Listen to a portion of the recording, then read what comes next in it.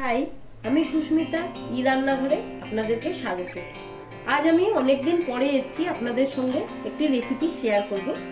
সেটি হচ্ছে পাবদা মাছ। পাবদা মাছের রেসিপি আমি আজকে শেয়ার করছি সর্ষে আর পোস্ত দিয়ে।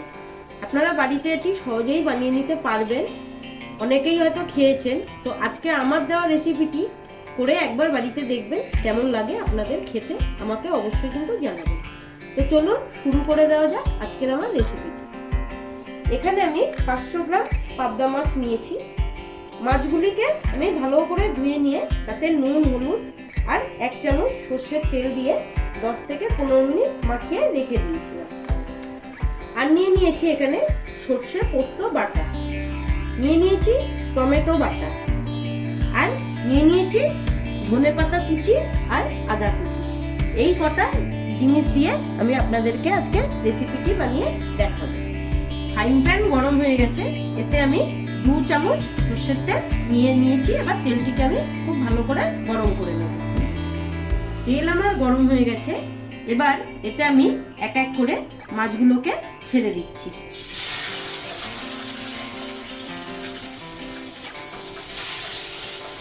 মাছগুলোকে আমি অল্প আঁচে ভেজে নিচ্ছি, একটু হালকা করে, কারণ এই মাছগুলি খুব নরম।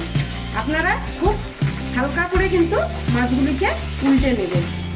মাছগুলি আমার ভাজা হয়ে গেছে, এবার আমি এক এক করে মাছগুলোকে নামিয়ে নেব। আপনারা দেখতে পাচ্ছেন আমি কিন্তু খুব হালকা করে মাছগুলো ভেজে নিয়েছি।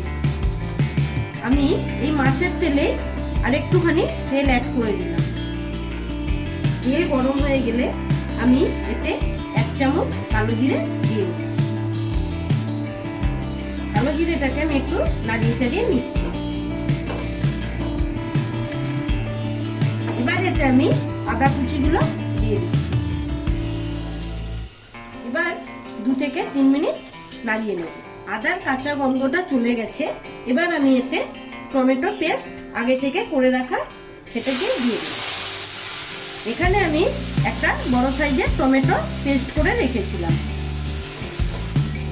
এই টমেটোটিকে এবার আমরা কষিয়ে নেব 2 থেকে 3 মিনিট, কারণ এতে কাঁচা গন্ধটি যে ছিল সেটা আমাদের চলে যায়। টমেটোর কাঁচা গন্ধ চলে গেছে।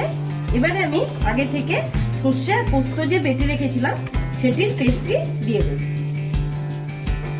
এখানে আমি 1 চামচ করে করে সাদা কালো সর্ষে মিক্সড করে নিয়েছি এবং 1 চামচ পোস্ত বেটে নিয়েছি। সর্ষে পোস্ত বাটার যে জলটা ছিল আমি এতে অ্যাড করে দিচ্ছি। আমি এই সর্ষে পোস্তকে শিলে বেটে নিয়েছি। আপনারাও কিন্তু শিলে বেটে নিতে পারেন বা গ্রাইন্ডারেও পেস্ট করে নিতে পারেন। শিলে বাটলে কিন্তু এর টেস্ট অসাধারণ হয়। এবার এতে আমি স্বাদ মতো নুন দিয়ে দিচ্ছি। আমি এখানে 1 চামচ নুন অ্যাড করে দিলাম। 1/2 চামচ দিয়ে নিচ্ছি হলুদ গুঁড়ো, সাথে দিয়ে দিচ্ছি এটাই লাল করার জন্য কাশ্মীরি লঙ্কার গুঁড়ো।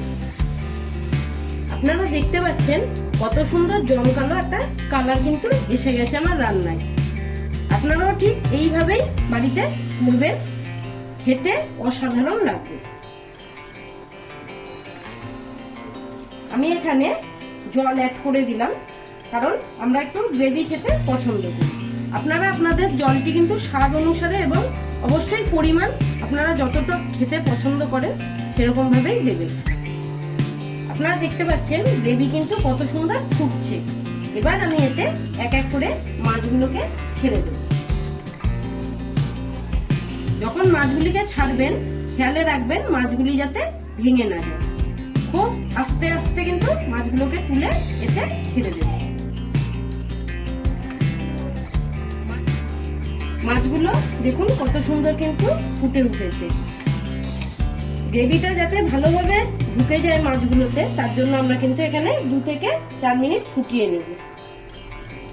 এবার আমি এতে কুচিয়ে রাখা ধনেপাতাগুলো আস্তে আস্তে দিয়ে দিলাম।